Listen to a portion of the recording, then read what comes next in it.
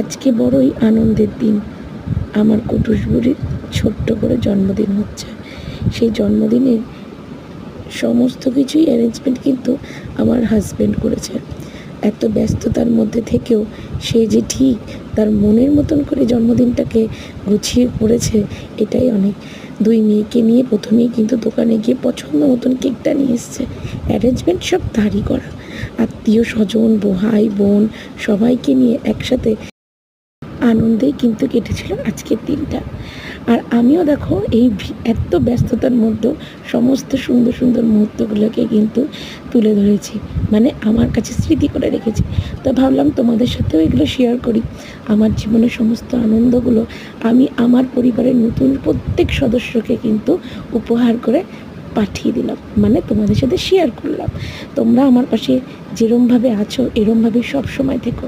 আমার খুশি, আমার আনন্দ ঘিরেই।